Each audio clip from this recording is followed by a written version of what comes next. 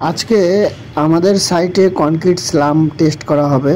তো concrete slam test করার জন্য আমরা কনক্রিট ফানেল যেটা তার ভিতরে কনক্রিট প্রবেশ করিয়ে নিচ্ছি এবং এটা কিন্তু 3টি স্টেপে প্রবেশ করানো হয় এবং যেটা দিয়ে প্রবেশ করাতেছি এটার নাম হচ্ছে স্যাম্পল স্কোপ। আর যেটা দিয়ে এখন ট্যাম্পিং করতেছি এটাকে বলে ট্যাম্পিং রড।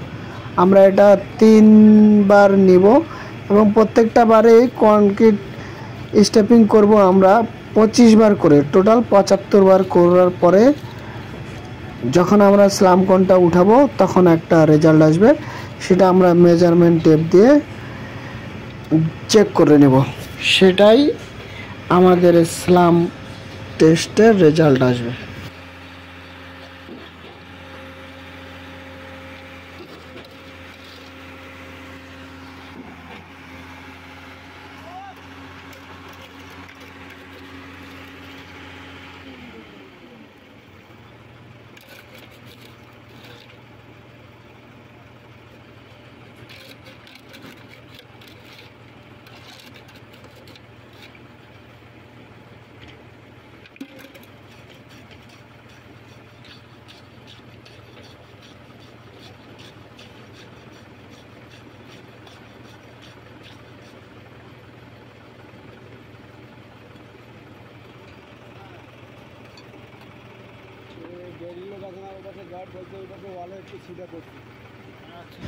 রেজাল্ট চলে এসেছে, আমরা এখন চেক করি, দেখি কত পাই আমরা কনক্রিটের স্ল্যাম।